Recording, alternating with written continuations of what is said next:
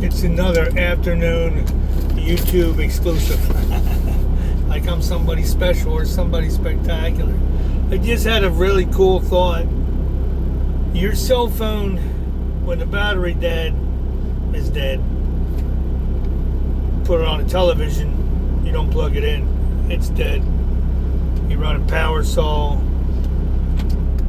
cars, trucks, they all have a power source. And they all get shut off and turned on. We are sustained by a power source. The good book teaches. The man who says in his heart that God is not real is a fool.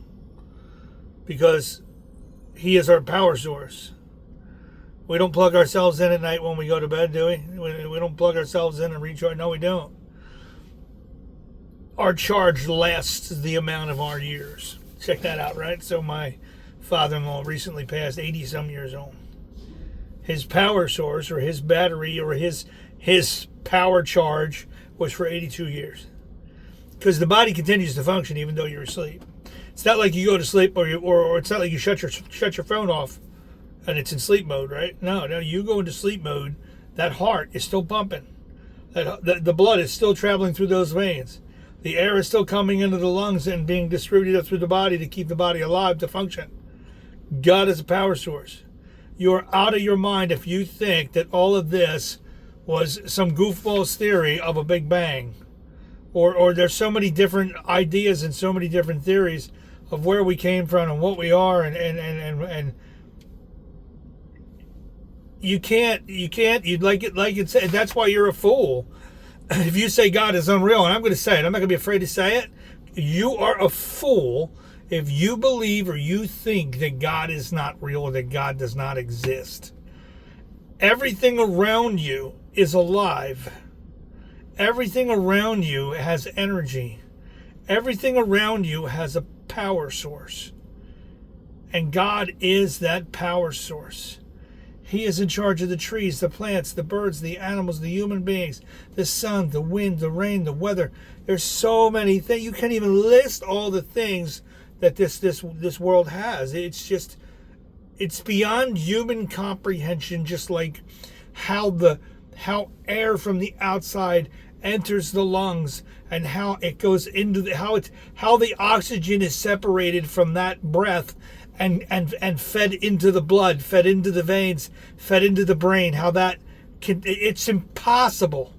We can study it till the cows come home, but we'll never, ever be able to truly figure out how it all works. We can get an idea, but his thoughts are above our thoughts, and his ways are above our ways. And maybe when the day comes, because it's coming, there's no way around it, you are going to meet your creator. You can say to yourself that God is not real, it's not true, it's fake. I don't care what you say, it's true.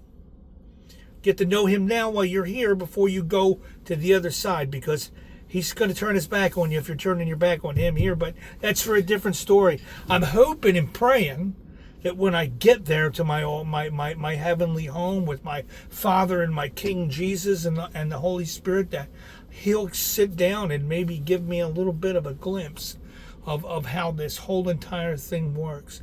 You're going to think of the complexity, just the complexity of a breath, just a human breath, how it enters the body and how the body knows to take that breath and use the things in it to sustain, to live, to survive. Blood, how blood travels. You know how many times, you could probably Google how many times blood travels through the body in a 24-hour period. It's probably thousands of miles the blood travels from the top to the bottom through the heart. The heart is the center. You notice that the heart is the center, and the heart supplies everything. Right? Pretty cool.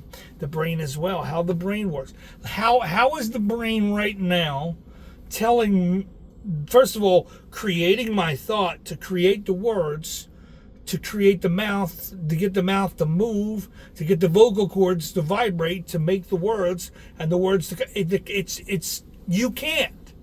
Just like you can't fathom God. But don't be a fool and be ignorant and say that he's not real because you don't understand him. You don't have to understand them, just like we don't understand how the sun comes up and the sun goes down, or where the wind comes from, or how the wind blows. We don't understand that, but we don't sit here and say that it's not real and it doesn't exist. God is a power source. The good book teaches us that he sustains us. He sustains life. He feeds the animals. He takes care of us. He knows the numbers of hairs on our heads. I can't explain how he does it, but he does it. And he does it every single day. And he does it while you're asleep. And he does it while you're awake. He does it while you're complaining. He does it while you're moaning and groaning. He does it. He still does it anyway. He does not have to put breath in your lungs. He does not have to circulate the blood through your body. He doesn't have to do any of that. That is a gift from him. And if you are living in ignorance and you're one of those fools who say he doesn't exist, can you imagine how hurtful that must be for your Creator to hear you say you don't even believe in him or you don't think he exists? That's hurtful. He's a loving, caring, kind, awesome, amazing Father. You got to get to know him. You got to read the Word. You got to learn how to pray. You got to learn how to communicate with him. He is part of you. The good book teaches that when he created Adam, he breathed life into Adam. And that's when he placed the spirit and the soul into Adam. And you have a spirit and you have a soul. Your power source, your very essence is God, is of God, and is from God. So how could you say that God isn't real? How can you say that God, if you can explain to me how the human body functions from a power source other than God, I'm all ears, man. But you're not going to give it to me because it's not true and it's not possible. God is the author. He's the beginning. He's the Alpha, the Omega, the beginning and the end. He is the author of life. He is the finisher. He is in charge of death and life.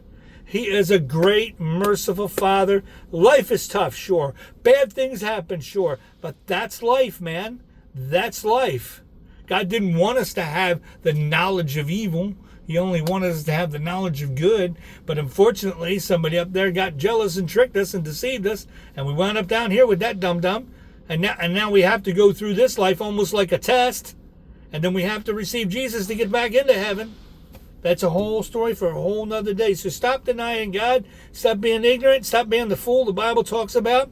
God is real. God is your power source. God is sustaining your life. God sustains everything around you. There's life everywhere because of him, through him, for him, because of him. And he loves you. You're a special child. You're a special gift. You are uniquely created. You are one of a, that's right, you are one of a kind. Explain that. Oh, God's not real. Billions of people in the world and we all look different. Explain that one. Explain DNA, how DNA works.